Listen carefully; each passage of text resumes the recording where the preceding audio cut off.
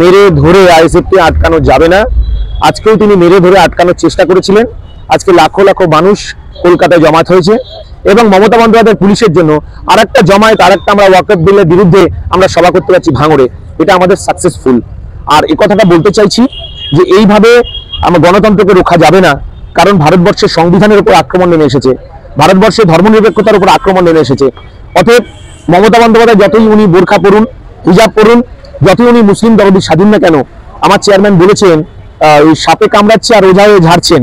তো মমতা বন্দ্যোপাধ্যায় যদি মনে করেন যে উনি এই 2026 সালে দীঘাতে জগন্নাথ মন্দির তৈরি করে বিজেপির সঙ্গে পাল্লা দিয়ে তিনি বৈতরণী পার হয়ে যাবেন, তিনি মূর্খের সঙ্গে বাস করছেন।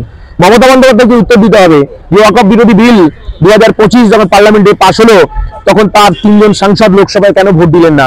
এর উত্তর তো নওশাদ সিদ্দিকী দেবেন না, এর উত্তর তো আব্বাস সিদ্দিকী দেবেন না, এর উত্তর মমতা বন্দ্যোপাধ্যায়কে দিতে হবে। কারণ তিনি এনআরসি বিলের বিরুদ্ধে যখন কলকাতা দাঁড়িয়ে ক্যাকা ছিচি করছিলেন তখন মুসলমানদের ভয় দেখিয়ে তিনি বিধানসভা লোকসভার বৈতরণী পার হয়েছিল। তিনি মেরুকরণ করার চেষ্টা করছেন। শুভেন্দু অধিকারী কে?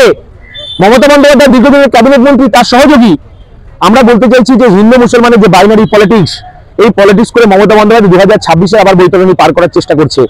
আমাদের দেয়ালে পিঠ থেকে গেছে, সংখ্যালঘু মানুষদের পিঠ থেকে গেছে। একদিকে দেউচা পাচামি আমার আদিবাসী দলিতদের জলজমি জঙ্গলের অধিকার কেড়ে নেওয়া হচ্ছে, এদিকে মুসলমানদের ওয়াকফ সম্পত্তি, তাদের ভিটে বাড়ি, তাদের বাপ চাচাদের কবরস্থান, তাদের এতিমখানা, তাদের মাদ্রাসা দখল নেওয়ার যে পরিকল্পনা করেছে বিজেপি সরকার।